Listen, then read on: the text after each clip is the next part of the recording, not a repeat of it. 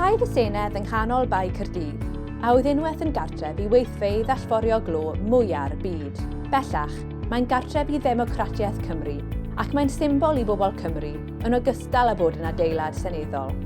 Mae'r daith i ymwelwyr yn dechrau yn y neuadd. Mae'n lle i ddod i godi materion, a dod â phwnc i sylw'r aelodau etholedig.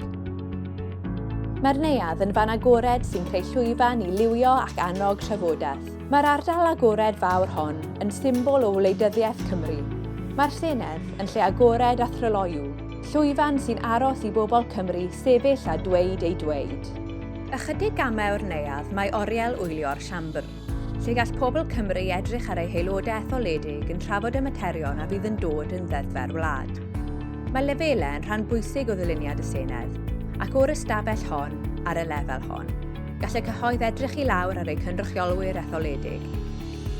O'r fan hon, mae gan y cyhoedd olygfa wych i weld y trafodion. Mae'r ffaith ei bod yn agos at yr aelodau a bod gwasanaeth sain dwyieithog ar gael yn golygu y gall y cyhoedd wrando mewn iaith o'i dewis. Dyma lle daw etholwyr yn aml i wrando ar eu aelodau yn trafod materion y maent wedi codi eu hunain gyda'i cynrychiolwyr.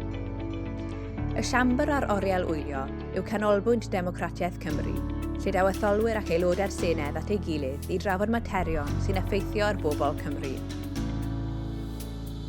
Yn y rhan uchaf yr adeilad mae'r oriel, lle gallwn wir werthfawrogi tryloiwder a natur agored y Senedd. Wrth edrych drwy'r waliau gwydr y tu ôl i'r caffi, gallwch weld Tŷ Hywel.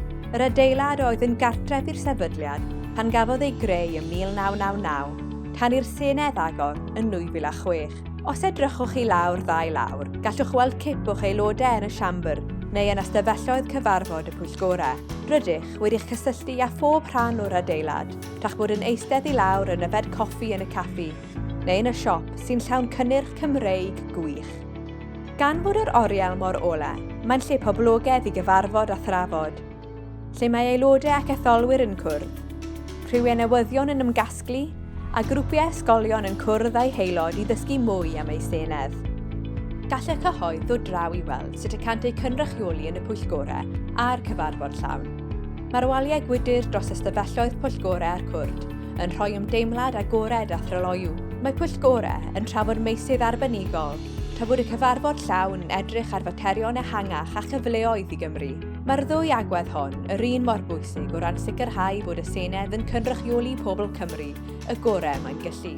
Dyma lle gwneud penderfyniadau sy'n effeithio ar ein bywydau bob dydd yng Nghymru. Dyma lle mae'r Senedd, fel corff democrataidd, yn dod yn fyw.